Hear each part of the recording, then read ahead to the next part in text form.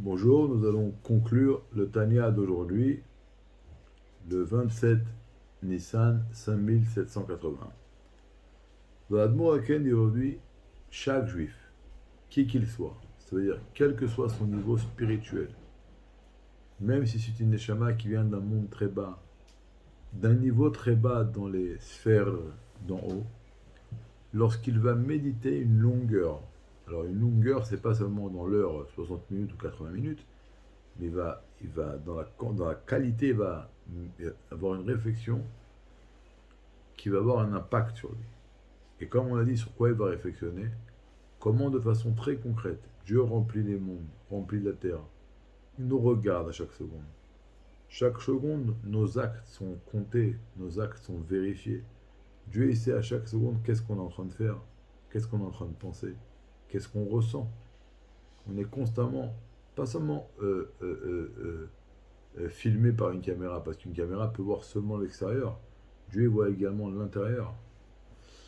Et quand un juif va méditer là-dessus un bon bout de temps, alors c'est sûr que ça va installer chez lui un sentiment de crainte de Dieu.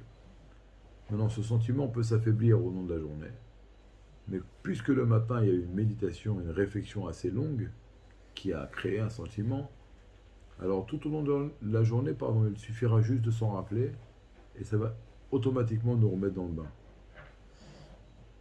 Et il dit, ça c'est au moins qu'on va avoir le minimum de crainte de ne pas renier et de ne pas aller, de se retourner contre Hachem.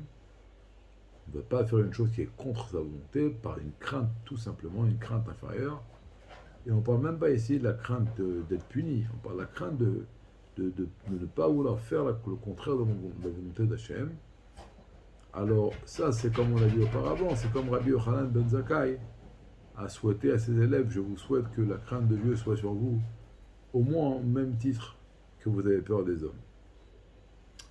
Et ça, c'est la crainte, comme c'est écrit, Leira et Hachem, l'alech elokecha, Leira et Hachem elokecha, qu'il faut craindre de Hachem ton Dieu, l'alech et bechol de Rahav, d'aller dans tous ses chemins. C'est la crainte qu'on exige, au moins, qui va nous amener à aller dans le chemin de Dieu.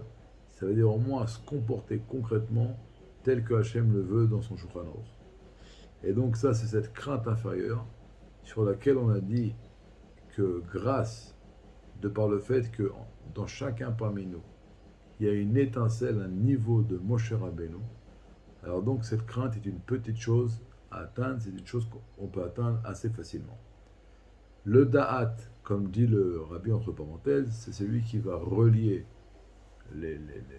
l'intellect, les choses telles qu'elles sont dans la théorie, et traduire cet intellect dans un sentiment, dans une émotion.